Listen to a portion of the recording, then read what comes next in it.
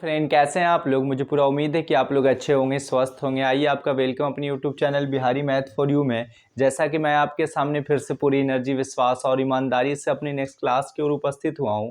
और आपको मैं बता देना चाहता हूं कि हम जो क्लास आज पढ़ने वाले हैं, जो टाइप पढ़ने वाले हैं, वह आपके एग्ज़ाम के लिए 10th क्लास के मैथ के क्षेत्र में यदि देखा जाए तो वह काफ़ी इंपॉर्टेंट फैक्ट है। ठीक है, वैसा एक चैप्टर है, वैसा एक जो है प्रोसेस है ये, जिस प्रोसेस पर यदि हम अच्छे से पकड़ बना लेते हैं तो उम्मीद है कि अच्छे मार्क्स लाने में इस टाइप में कोई भी हमें रोक नहीं सकता है। ठीक है, तो इस चैप्टर क्या है उसके बारे में पूरी तरह से मैं चर्चा करूंगा। उस चैप्टर के पूरे कंसेप्ट को मैं बताऊंगा मेरे भाई। ठीक है, तो आइए पूरी तरह से आप फिट हो जाइए, तैयार हो जाइए। और यदि अब अपने माइंड में आपके किसी तरह का बोझ है, तनाव है, प्रेशर है, टेंशन है, तो सभी को कुछ देर के लिए किराए पर दे दिए, लेकिन मेरे साथ आप पूरे मन से, पूरे धन से, पूरे तन से, पूरे अंदर की जो इच्छा शक्ति होती है उससे मेरे साथ आप बने रहें।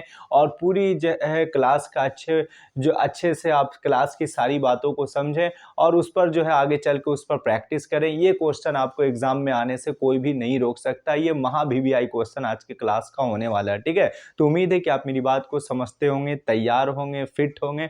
तो यदि आपने मेरे चैनल को लाइक, सब्सक्राइब और शेयर नहीं किया तो ये सारा काम को कर दें, ताकि मैं पूरी तरह से आपके एनर्जी फुल हो सकूं और एक अच्छा कंटेंट आपको दे सकूं। ठीक है, तो चलिए अब हम अपने क्लास को स्टार्ट करते हैं। आज की क्लास की बात क्या है, टाइप क्या है, वो सारी चीज़ को बताएंगे मेरे भाई। आप मेरे साथ बने रहें। ठीक है, सबसे पहले आज का जो चैप्टर है, आज का जो टाइप है, वृत्त की स्पर्श रेखा है। क्या है? वृत्त की स्पर्श रेखा। वृत्त की स्पर्श रेखा है। ये पॉइंट जो है काफ़ी इंटरेस्टिंग है। यह पॉइंट से रिलेटेड क्वेश्चन हर मतलब आपके 10th क्लास के एग्जाम बोर्ड में जो है आने के चांसेस बने होते हैं। वृत्त की स्पर्श रेखा क्या होती है, इससे रिलेटेड थ्योरी इसमें क्या होता है, थ्योरी जब हम लोग पढ़ लेंगे तो उस थ्योरी पर प्रॉब्लम को कैसे बनाया जाता है, वो सारी चीज़ को मैं आपको बताऊंगा। आप पूरी तरह से ईमानदारी से मेरी बात को समझिए, मेरी एक एक पॉइंट पर आप ध्यान देंगे तो यकीनन मैं आपको एक अच्छा स्टूडेंट इस टाइप में बना दूंगा, कहीं पर कोई मुश्किल आपको नहीं आने दूंगा। ठीक है, तो चलिए, वृत्त की स्पर्श रेखा जिसको हम लोग कहते हैं टेंजेंट टू द सर्किल कहते हैं। टेंजेंट टू द सर्किल के नाम से जानते हैं, टेंजेंट टू द सर्किल।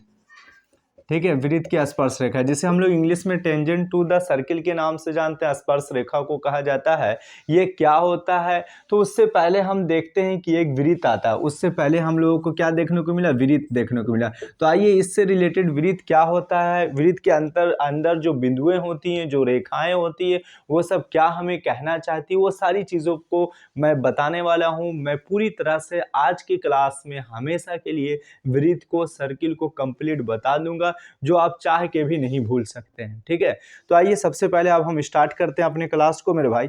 तो सबसे पहले मैं ये बताना चाहता हूँ कि वृत्त जो होती है उसकी आकृति, सामान्यता जो होता है, उसका चेहरा जो होता है, उसकी बनावट जो होती है, उसका चित्र जो होता है, उसका फिगर जो होता है, वो क्या होता है? गोल होता है। वो क्या होता है? गोल होता है। वैसे फिगर को ही हम लोग वृत्त के नाम से जानते हैं। लेकिन यदि आपसे कोई सवाल कर दे कि गोल फिगर फुटबॉल का भी होता है, गोल फिगर एक हम लोग घर में जो खाने में यूज करते रोटी उसका भी होता है, गोल फिगर आपने देखा होगा कि तिरंगा जो ध्वज जो होता है, हमारा राष्ट्रीय ध्वज जो तिरंगा है, उसके चक्र भी बीच में जो होता है वो भी गोल होता है। तो क्या गोल आकृति ही वृत्त कहलाएगी या उसके पीछे और भी कोई राज है? वो सारी चीज को आज मैं पूरी तरह से पर्दाफाश करने वाला हूँ, पूरी राज को एक अच्छा कंसेप्ट से आपको बताने वाला हूँ। उम्मीद है कि आप मेरी बात को समझेंगे, इधर उधर अपने माइंड को नहीं करेंगे। तो चलिए आप तैयार हो जाइए, क्योंकि मैं अपने पहला टॉपिक वृत्त पर आया हूँ, उसके डिफिनेशन के पास नजदीक जा रहा हूँ। तो वृत्त ये कहता है कि गोलाकार आकृति से मतलब नहीं, वैसी आकृति जो वो चिपटी गोलाकार आकृति होनी चाहिए, रियल में वैसी, उसी को हम लोग क्या कहते हैं? वृत्त कहते हैं। तो उससे पता ही चला कि यदि फुटबॉल है तो वो वृत्त नहीं, चेहरा है, लेकिन वृत्त का पूरा रूप नहीं है। बात समझ में आया? क्योंकि वृत्त का पूरा रूप जो है, एक रोटी को आप देखते होंगे, वो पूरी तरह से क्या होती है? गोलाकार होती है और चिपटी होती है। इतनी बात समझ में आ गया? तो चलिए ये कंसेप्ट से आप क्लियर हो गए कि फिगर में भी क्या कंसेप्ट होता है, वो पूरी लॉजिक को आप समझ गए होंगे। लेकिन अब हम कहते हैं कि डिफिनेशन पर जब बात करते हैं, जब उसका हिंदी में में रियल डिफिनेशन क्या होता है, उसके सिद्धांत क्या होते हैं, वो सारी चीज़ को मैं बता रहा हूँ। मालूम है मेरे भाई कि जब आप बच्चे वाले क्लास में आप पढ़ते थे तो वहाँ पर क्या होता था कि हम लोग या 9th क्लास या अभी भी आप 10th क्लास में जब पढ़ रहे हैं तो वहाँ पर रचना कंस्ट्रक्शन जो चैप्टर आता, वहाँ पर हम लोग डेढ़ गोड़वा यूज़ करते हैं। क्या यूज़ करते हैं? डेढ़ गोड़वा। तो आपने देखा होगा कि वो जो डेढ़ गोड़वा होता है इस वे में होता है कि इस तरह का होता है। तो यहीं से एक जो गोलाकार आकृति को हम लोग एक पॉइंट पर जो है रखते हैं उसको, और उससे पेंसिल के सहारे घुमाते हैं उस पॉइंट को, तो पूरा पेंसिल से एक गोलाकार आकृति बनती है। तो उसको हम लोग जो है देखते हैं कहीं पर वह आकृति जो उस निश्चित बिंदु होता है, वो बिंदु से बिल्कुल जो है सभी जगह जो है वो जो है दूरियां क्या होती है? समान होती हैं। सभी जगह इसकी दूरियां क्या होती है? समान होती है। तो वही गोलाकार आकृति जो होती है क्या कहलाती है? वृत्त कहलाती है। लेकिन यदि हम डिफिनेशन की बात करते हैं तो वृत्त का डिफिनेशन कहता है कि एक निश्चित बिंदु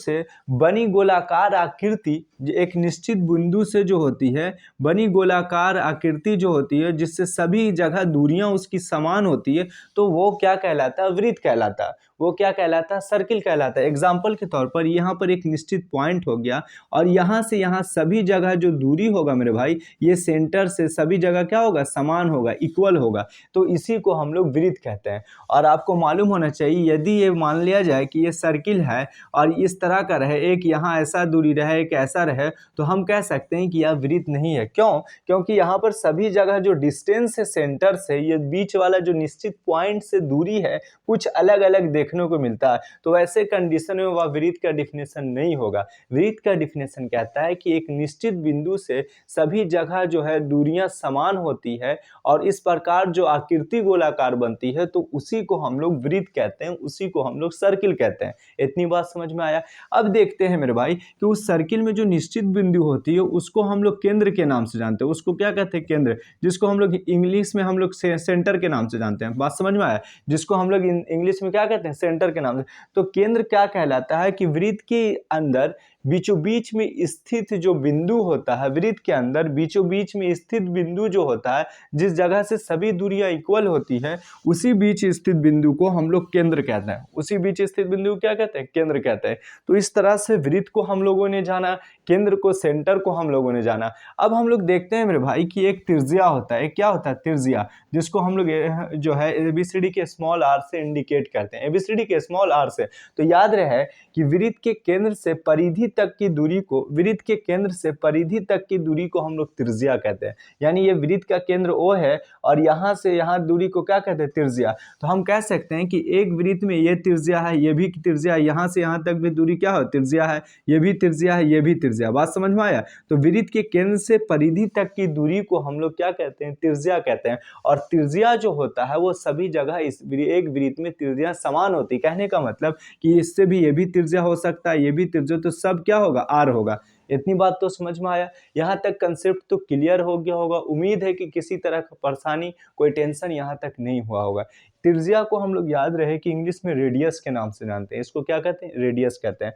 अब मेरे भाई, अब जब इतनी बात हम लोग समझ गए, तो एक होता है त्रिज्या को समझने के बाद आपको समझना पड़ेगा व्यास। ये आपको क्या समझना पड़ेगा? व्यास समझना पड़ेगा। तो याद रहे कि व्यास उसे कहा जाता है, जैसे सपोज ये वृत्त हुआ और ये वृत्त का ये सेंटर हुआ और यहाँ से एक रेखा गमन करी जो बिल्कुल सेंटर से होकर गुजरती है, तो वैसी रेखा जिसका दोनों छोर वृत्त की परिधि पर हो और साथ ही साथ वह रेखा वृत्त के केंद्र से होकर गुजरती है, तो उसको हम लोग व्यास कहते हैं। उसको हम लोग क्या कहते हैं? व्यास, जिसे हम लोग एबीसीडी के स्मॉल डी से इंडिकेट करते हैं। स्मॉल डी, और स्मॉल डी बराबर जो होता है 2r होता है। स्मॉल डी बराबर क्या होता है? 2r होता है।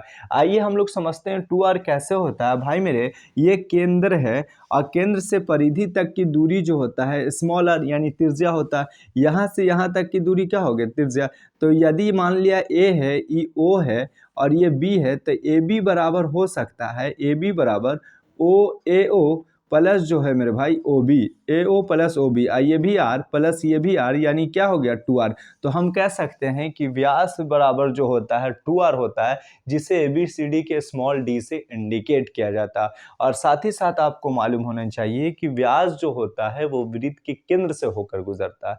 उम्मीद है कि यहाँ तक किसी तरह का कोई प्रॉब्लम आपको नहीं हुआ होगा। चलिए, जब प्रॉब्लम नहीं हुआ तो फिर हम लोग आगे बात करते हैं कि उसी व्यास से रिलेटेड एक पॉइंट मिलेगा आपको जीवा। एक पॉइंट क्या मिलेगा? जीवा मिलेगा। एक पॉइंट मेरे दोस्त क्या मिलेगा? जीवा मिलेगा, जिसको कोड के नाम से जानते हैं। क्या मिलेगा? जीवा। तो जीवा का डिफिनेशन कहता है, जीवा का डिफिनेशन क्या कहता है मेरे भाई? जीवा जो होता है वैसी रेखा होता है जिसका दोनों छोर वृत्त की परिधि पर होता है, जिसका दोनों छोर वृत्त की परिधि पर होता है, लेकिन वह वृत्त के केंद्र से होकर नहीं गुजरता है। यदि वृत्त के केंद्र से होकर गुजरेगा तो वहां पर वह जीवा का नाम चेंज होकर उसका नाम हो जाएगा व्यास। व्यास ही एक ऐसी रेखा वृत्त में गमन करती है जो वृत्त के केंद्र से होकर गुजरती है, वृत्त के केंद्र से होकर गुजरती है। और जीवा जो होता है जिसका दोनों छोर क्या होता है? वृत्त की परिधि पर होता है। जैसे ए और बी, ये इसका दोनों छोर क्या है? वृत्त की परिधि पर होता है। बात समझ में आया? इतनी यहाँ तक तो किसी तरह का कोई प्रॉब्लम, टेंशन, परेशानी नहीं होनी चाहिए। जब नहीं होना चाहिए तो फिर हम लोग आगे बात करते हैं कि सभी व्यास जो होती है जीवा हो सकता है, लेकिन सभी जीवा व्यास नहीं होता। इसमें क्या पोजीशन है, इसमें हम लोग थोड़ा सा अंदर तक डीप में जाते हैं तो पता ही चलता है। हम जब कह रहे हैं मेरे दोस्त कि सभी व्यास जो होता है वो जीवा हो सकता है, लेकिन सभी जीवा व्यास नहीं हो सकता, कहने का मतलब ये है कि व्यास होने के लिए शर्त है कि जीवा का शर्त यह है कि जिसका दोनों छोर वृत्त के परिधि पर हो। तो इसका भी दोनों छोर वृत्त के परिधि पर है तो ये तो जीवा होगा, लेकिन साथ ही साथ क्या कहलाया? व्यास हो जाएगा, जो वृत्त के केंद्र से होकर गुजर रहा है। लेकिन सभी जीवा जो होती है वो व्यास नहीं होगी, क्योंकि व्यास होने के लिए मुझे किसके पास जाना पड़ेगा? केंद्र से गुजरना पड़ेगा।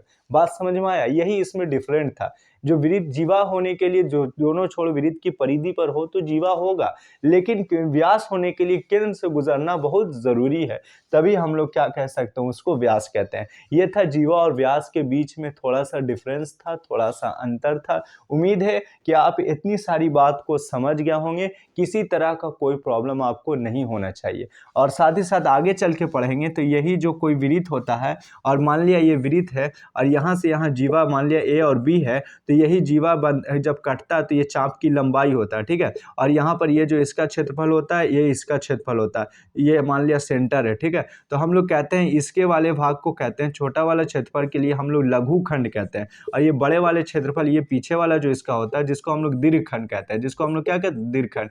यही चीज छोटी छोटी बारीकी थी, छोटी छोटी पॉइंट थी, जो वृत्त की स्पर्श रेखा पढ़ने से पहले ये सारी चीजों को आपको जानना बहुत जरूरी है। यदि ये सब चीज आप नहीं जानते हैं तो फिर आपको आगे चल के क्या होगा कि टाइप पढ़ेंगे, चीज समझ नहीं आएगा, अच्छे से आप अरेंजमेंट नहीं कर सकते, अच्छे से चीजों को नहीं समझ सकते हैं, जिससे आपके कम नंबर आएंगे एग्जाम में तो आप काफी टेंशन में हो जाएंगे। बात समझ में आया? इसलिए किसी टॉपिक को पढ़ने से पहले उसके बेस पर हमें उसके बेस पर हमें अच्छा पकड़ होनी चाहिए। इसलिए आपने देखा होगा डेमो जो क्लास होता है उसमें बेस ही पढ़ाया जाता है, कि जब बेस अच्छा से मजबूत रहेगा तो उसके अंदर की सारी बात को जानकारी आसानी वे में मिल जाएगा, और तो फिर आगे चलना काफ़ी आसान हो जाएगा। तो इतनी सारी चीज़ थी, इतनी सारी जानकारियाँ था जो हमने काफ़ी अच्छे वे में बता दिया, किसी तरह का कोई प्रॉब्लम यहाँ तक नहीं होना चाहिए। चलिए अब हम लोग आगे बात करते हैं मेरे भाई, कि जब टेंशन नहीं होने चाहिए तो हम लोगों ने सारी चीज़ों को देख लिया, कि केंद्र के बारे में समझ गए, व्यास के बारे में समझ गए, त्रिज्या के बारे में समझ गए। अब हम लोग आगे चलते हैं क्या, कि जब ये चैप्टर पढ़ रहे हैं तो एक चीज़ और मालूम कर लें आप, कि वृत्त के जब वृत्त वाली पूरी बात पढ़ रहे हैं तो उससे जो आगे चल के वृत्त से संबंधित जो क्षेत्रफल आता है वो भी एक चैप्टर में, तो उससे क्षेत्रफल के लिए वृत्त के रिस्पेक्ट में क्या क्या फॉर्मूला होता है वो चीज़ को भी एक पॉइंट में, एक नोट में हम लिख लें, ठीक है। तो याद रहे कि वृत्त का जो होता है, वृत्त में जो होता है मेरे दोस्त, वृत्त में जो होता है इसका क्षेत्रफल, इसका एरिया के लिए फॉर्मूला होता है पाई आर स्क्वायर। इसका एरिया के लिए फॉर्मूला क्या होता है? पाई आर स्क्वायर। और याद रहे कि इसका जो परिधि होता है जिसको हम लोग 2 पाई आर के नाम से जानते हैं, इसके परिधि को हम लोग फॉर्मूला क्या होता है? 2 पाई आर। और इसका व्यास जो होता है मेरे दोस्त, इसका व्यास बराबर 2r होता है। व्यास बराबर क्या होता है? यही वृत्त से रिलेटेड जब प्रॉब्लम आप सॉल्व करेंगे, जब सर्किल का प्रॉब्लम आप बनाएंगे तो वहां पर आपको थोड़ा परेशान ये करेगा, क्षेत्रफल से रिलेटेड क्वेश्चन आएगा, साथ ही साथ वहाँ पर परिधि से रिलेटेड क्वेश्चन आएगा, तो साथ ही साथ व्यास से रिलेटेड क्वेश्चन आएगा। तो आपको पकड़ होना चाहिए कि जब आपसे क्षेत्रफल पूछे तो वृत्त का क्षेत्रफल पाई आर स्क्वायर होता है, वृत्त की परिधि 2 पाई आर होती है, आर जो है इसकी त्रिज्या है, और यहाँ पर देखिए व्यास जो होता है उसका 2r होता है। यही था वृत्त से रिलेटेड कुछ बात, कुछ पॉइंट। अब हम लोग आते हैं वृत्त की स्पर्श रेखा के बारे में। अब हम लोग पढ़ना चालू करते हैं। अब हम टॉपिक पर आ रहे हैं, अब हम मेन पॉइंट पर आ रहे हैं, इसीलिए मैंने वो सारी चीज़ को बताया ताकि वहाँ पर समझना आपके लिए आसान हो जाए। यदि अभी तक मेरे चैनल को लाइक और सब्सक्राइब और शेयर नहीं किए तो सारी चीज़ को कर दें, ताकि फिर से मैं एक अच्छे एनर्जी के साथ आपको एक अच्छा कंटेंट, एक अच्छा बेस दे सकूं। अब देखो, अब हम लोग अगले पॉइंट वृत्त की स्पर्श रेखा पर आते हैं, टेंजेंट टू द सर्किल पर आते हैं। आइए, इसके लिए क्या क्या शर्त होना ज़रूरी है। कहने का मतलब इस तरह की चीज़ों को समझने के लिए हमें 3 फिगर से गुजरना पड़ता है। कितने फिगर से गुजरना पड़ता है? 3 फिगर से। ये हो गया, उसके बाद फिर क्या हो गया? ये हो गया। देखो मेरे दोस्त, यही फिगर को यदि आप समझ जाते हैं तो फिर काफ़ी आसानी से आप बना देंगे, किसी तरह का कोई प्रॉब्लम आपको ना होगा। सबसे पहला क्या है कि वृत्त के अंदर क्या स्पर्श रेखा हो सकती है या नहीं हो सकती है? वृत्त के अंदर, तो यह मान लिया ये सेंटर है, तो वृत्त के अंदर स्पर्श रेखा जो है कभी भी नहीं हो सकती। कभी भी नहीं, वृत्त के अंदर स्पर्श रेखा कभी भी नहीं हो सकती है। क्यों नहीं हो सकती? क्योंकि वृत्त के अंदर जब आ जाएगा, स्पर्श रेखा के बारे में आप पॉइंट होना चाहिए। स्पर्श रेखा वैसी रेखा को कहा जाता है जो वृत्त के बाह्य बिंदु को स्पर्श करते हुए जाती है, उसको हम लोग स्पर्श रेखा कहते हैं। वृत्त के ऊपरी वाले भाग को टच करते हुए, छूते हुए, स्पर्श करते हुए जाती है, तो उसी को हम लोग क्या कहते हैं? स्पर्श रेखा कहते हैं। तो यहाँ पर आपने देखा कि ये वृत्त के बाह्य बिंदु से ना गई बल्कि वृत्त के अंदर से पार हो गई, तो वहाँ पर उसका जो है रेखा का नाम बदल जाता है, जिसका नाम हो जाता है छेदक रेखा। जो वृत्त के अंदर छेद करते हुए बाहर की ओर गमन करती है, तो वैसी रेखा को हम लोग छेदक रेखा कहते हैं। इससे पता ही चला कि कभी भी जो है वृत्त के अंदर में स्पर्श रेखा नहीं खींची जा सकती है। यानी ये पहला पॉइंट मिल गया। यदि आपके एग्जाम में 1 नंबर का क्वेश्चन आ सकता है कि वृत्त के अंदर कितनी स्पर्श रेखा खींची जा सकती है, तो आपको आंसर देना पड़ेगा 1 भी नहीं, यानी कोई भी नहीं, शून्य। इतनी बात समझ में आ गया। अब हम देखते हैं कि वृत्त के बाहर कितनी स्पर्श, वृत्त के जो है ऊपरी वाले भाग पर, वृत्त के ऊपरी वाले भाग पर, तो वृत्त का ऊपरी भाग कहीं भी है, इस तरह से स्पर्श रेखा एक यहाँ भी खींची जा सकती है, एक यहाँ क्या खींची जा सकती है? यहाँ भी खींची जा सकती है, एक यहाँ भी खींची जा सकती है, एक यहाँ भी खींची जा सकती है, एक इस वे में भी खींची जा सकती है, इस वे में भी खींची जा सकती है, और इसमें भी खींची जा सकती है। तो इससे पता ही चला कि वृत्त के ऊपरी वाले भाग में जो है स्पर्श रेखा जो होती है, एक वृत्त में कितनी स्पर्श रेखाएं खींची जा सकती है, तो हम कह सकते हैं कि एक वृत्त में कितनी स्पर्श, मैक्सिमम जो होता है, अधिकतम कितनी रेखा, तो अनंत हो सकता है, यानी 1 से काफी अधिक। आपने देख रहे हैं, आप थ्योरी आपके सामने है, प्रैक्टिकल भी मैं कर दे रहा हूं कि आप इस तरह का स्पर्श रेखा का डिफिनेशन यही होता है कि वैसी रेखा जो वृत्त के ऊपरी वाले भाग से गमन करती है, वृत्त को छू कर जाती है, तो उसको हम लोग स्पर्श रेखा कहते हैं। तो आपने देखा, इधर से भी चला सकते हैं, इधर से भी, तो एक वृत्त में अनगिनत स्पर्श रेखाएं खींची जा सकती है। लेकिन अगला पॉइंट यदि आपके सामने आ जाए मेरे भाई कि वृत्त के बाह्य बिंदु से कितनी स्पर्श रेखा खींची जा सकती है। एग्जाम्पल के तौर पर ये बाह्य बिंदु है, तो यहाँ से हम यदि इसको मिलाते हैं इस वे में, और यहाँ से इसको मिलाते हैं इस वे में, ठीक है, यहाँ पर मिल गया। सपोज मान लेना आप ये इसका सेंटर है, तो मान लिया इसका जो मिला आप वो है इसका नाम हमने P दिया, इसका नाम A दिया, इसका नाम क्या दिया? B दिया। तो आप कह सकते हैं कि वृत्त के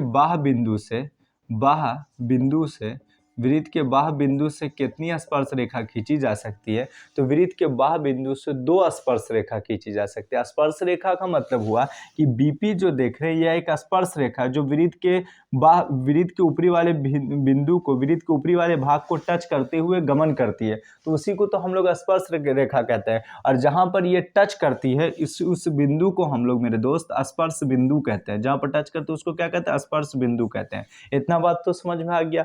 तो हम कह सकते हैं कि वृत्त के बाह्य बिंदु से कितनी स्पर्श रेखा खींची जा सकती है, तो इसका आंसर होगा अनगिनत स्पर्श रेखा खींची जा सकती है। इस तरह से आज की क्लास का ये भी चीज़ आप समझ गए कि वृत्त के अंदर कितना, वृत्त के ऊपरी वाले भाग में कितनी खींची जा सकती है और वृत्त के बाह्य बिंदु से कितना खींचा जा सकता है। तो हम अब चीज़ों को समझना काफ़ी आसान हो गया, काफ़ी अच्छे वे में हम समझ सकते हैं और हम बना भी सकते हैं। ठीक है, तो चलिए, उम्मीद है कि इस तरह का क्वेश्चन को आप कहीं पर कोई टेंशन एक नंबर लाने में लैंग्वेज पर आधारित यदि पूछ दिया जाए स्पर्श रेखा से रिलेटेड बात, तो आप बता देंगे, कहीं पर आपको कोई टेंशन नहीं होगा।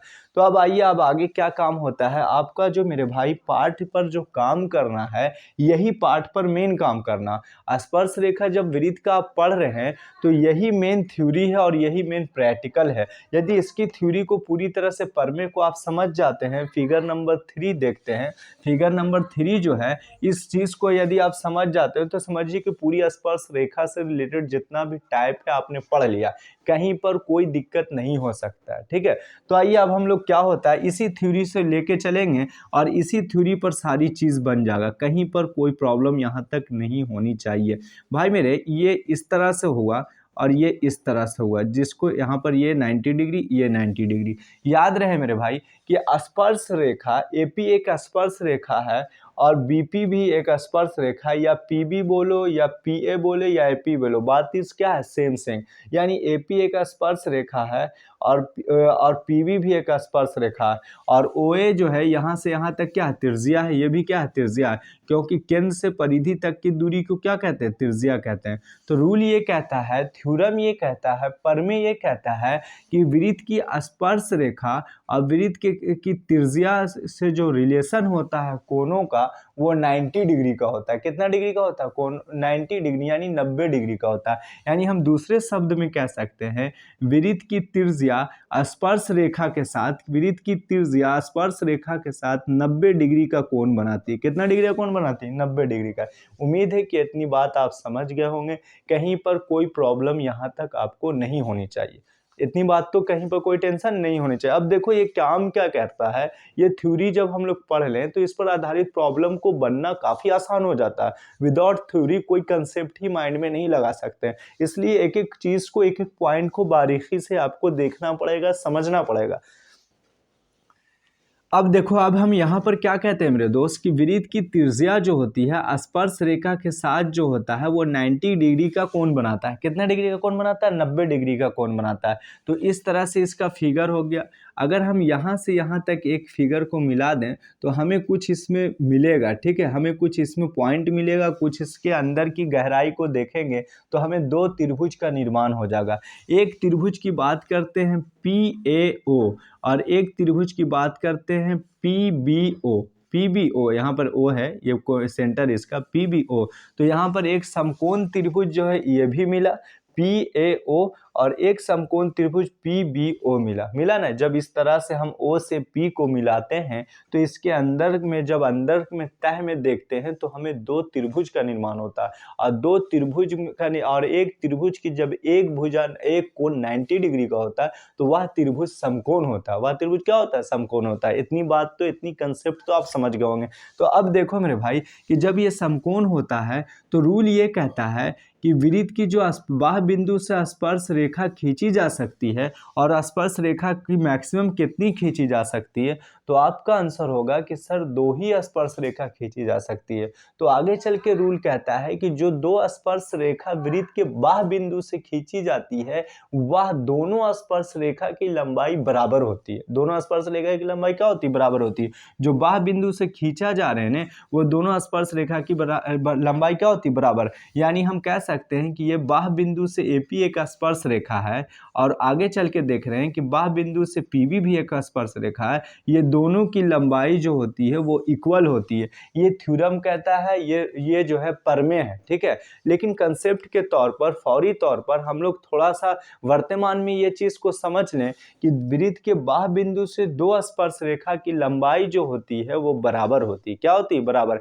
यदि आपको पूरी तरह से क्लियर नहीं हो रहा कैसे होती है तो वो चीज़ को भी मैं काफ़ी आसानी में आपको बता दूंगा, कहीं पर कोई टेंशन आपको नहीं होना चाहिए। चलिए अब देखो मेरे भाई कैसे होती है, मैं ये बता रहा हूँ ये मैं बताने के लिए आपको कुछ थ्योरम बताना पड़ेगा। देखो मैं सिद्ध कर देता हूँ। जब आप कह रहे हैं कि ए कोण 90 डिग्री का और ये त्रिभुज को जब देख रहे हैं इस तरह से, हम अगर इसको मेरे भाई ये बाहर निकालते हैं, ठीक है, इस वे में जब हम बाहर निकालते हैं, आप देखें ये 90 डिग्री है, इसका नाम ए है, इसका नाम क्या है पी है, और इसका नाम ओ है, बाहर निकल गया।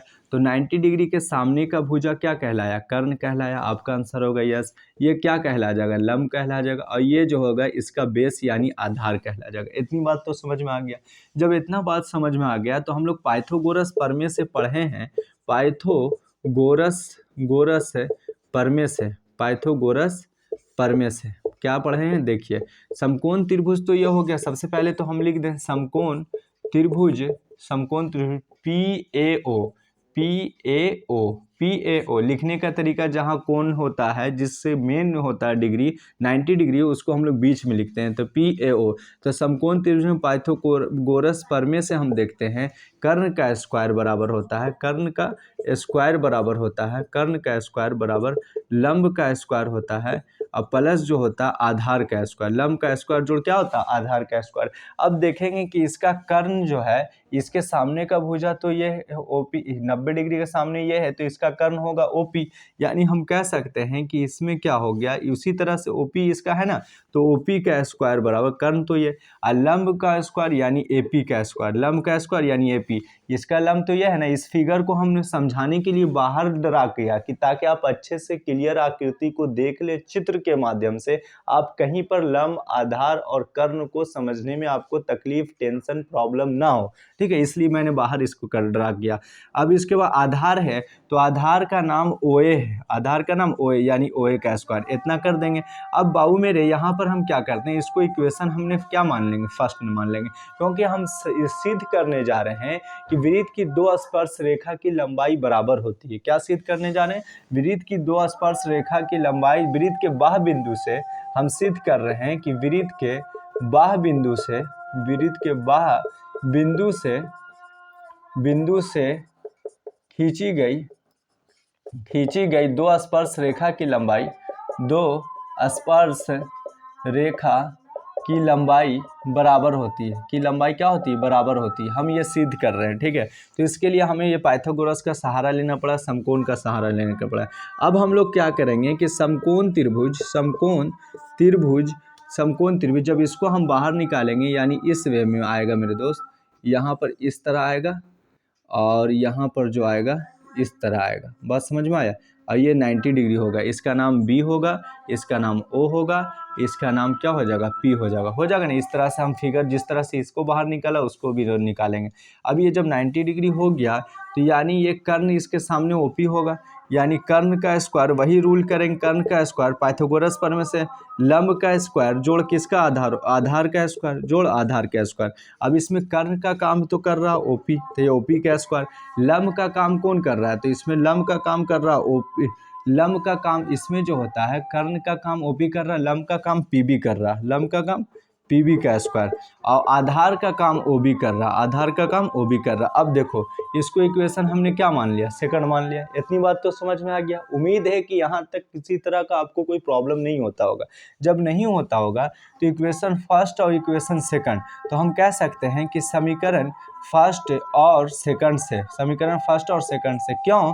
क्योंकि इस साइड में हम देख रहे हैं दोनों का इक्वेशन में जो एक साइड जो LHS वाला टर्म है वो बिल्कुल बराबर है। OP इसमें भी है, OP इसमें भी है, स्क्वायर है तो ये भी स्क्वायर, तो ये भी स्क्वायर। जब ये बराबर तो ये भी बराबर, याद रहे, जब ये बराबर तो ये भी क्या होगा? बराबर। तो समीकरण फर्स्ट और सेकंड से हम कह सकते हैं कि AP स्क्वायर प्लस जो हो गया मेरे दोस्त OA का स्क्वायर बराबर जो हो गया PB का स्क्वायर प्लस जो है OB का स्क्वायर, PB का स्क्वायर प्लस क्या हो? OB का स्क्वायर। अब हम देखते हैं क्या कि AP स्पर्श रेखा, PB स्पर्श रेखा, AP का स्क्वायर हो गया प्लस जो हो गया ओ ए का स्क्वायर, ओ ए का स्क्वायर।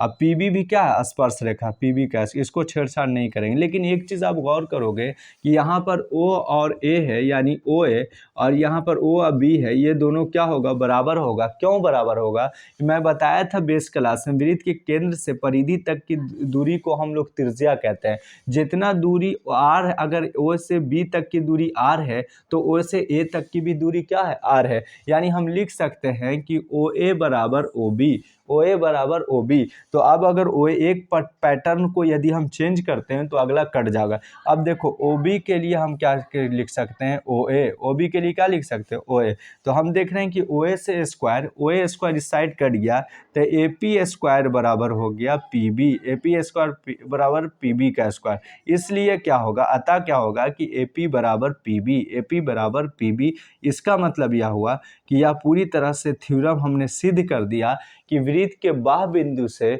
दो स्पर्श रेखा जो खींची जाती है वो दोनों की लंबाई इक्वल होती है।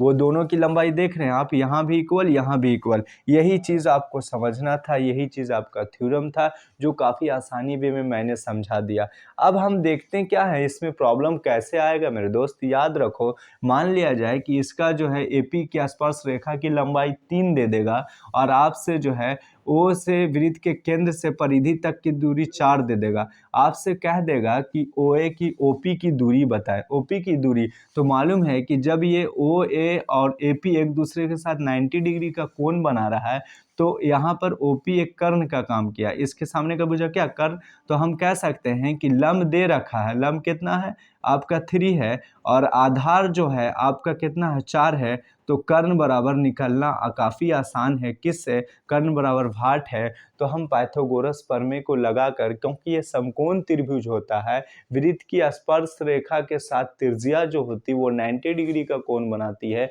तो वैसे दृष्टिकोण को रखते हुए हम समकोण त्रिभुज का थ्योरम को लाते हुए वहाँ पर पाइथागोरस प्रमेय को यूज करते हुए हम चाहे कर्ण निकाल लेंगे, यदि आपसे आधार पूछे तो आधार निकाल लेंगे, यदि आपसे लंब पूछे तो लंब निकाल लेंगे। ठीक है, उम्मीद है कि यहाँ तक समझने में किसी तरह का कोई प्रॉब्लम आपको नहीं हुआ होगा।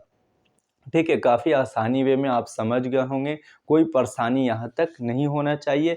फिर हम लोग क्या है कि इस पर आधारित आज हमने सारा बेस आपको दे दिया, सारा एक थ्योरी आपके सामने रख दिया। कल के क्लास में हम लोग देखेंगे कि इस पर जितना भी आपके 10th क्लास का एनसीईआरटी का क्वेश्चन है, जो काफ़ी एग्जाम की दृष्टि से काफ़ी इम्पोर्टेंट है, या हम देखें कि एनसीईआरटी में जितना दे रखा स्पर्श रेखा से रिलेटेड वृत्त से, तो वहाँ पर हम सारा को कोशिश करेंगे कि आपको एक एक पॉइंट को मैं बता दूं और मैं खुद उसे सॉल्व कर दूं, ताकि आप और अच्छे वे में उसके कंसेप्ट को थ्योरम के माध्यम से उसकी पूरे अंदर की प्रॉब्लम तक को समझ जाएं, कहीं से कोई दिक्कत आपको नहीं हो। याद रहे मेरे भाई, बार बार कह रहे हैं कि यह जो थ्योरम है, यह जो मतलब टाइप है, काफ़ी इंपॉर्टेंट है, इसलिए मैंने आपको पढ़ाना अच्छा समझा। तो इससे अच्छा से आप कवर कर लीजिएगा, किसी तरह का कोई टेंशन इसमें नहीं रखिएगा। ठीक है, तो चलिए आज के क्लास को हम यहीं तक विराम करते हैं, यहीं तक रेस्ट करते हैं, फिर हम लोग कल मिलेंगे। यदि मेरा क्लास आपको अच्छा लगा हो तो प्लीज़ आप कमेंट करके बताना, और जो है शेयर ज़रूर करें, सब्सक्राइब ज़रूर करें, लाइक ज़रूर करें, क्योंकि आप जितना मेरे लाइक, सब्सक्राइब और शेयर करेंगे तो आगे चल के मैं भी जो है एक अच्छे से अच्छा कंटेंट देने की कोशिश करूँगा। उम्मीद है कभी भी मैं आपके सामने मेरे प्यारे भाई बहन कभी भी कोई पॉइंट छोड़ने की कोशिश नहीं करता हूँ, क्योंकि जितना हो सके एक अच्छा जो है आपको मैथ से रिलेटेड बात को बताना पड़ता है, बेस देना पड़ता है, तभी आप एक अच्छे स्टूडेंट बनिएगा। ठीक है, आज की क्लास के लिए बाय, फिर हम लोग कल मिलें।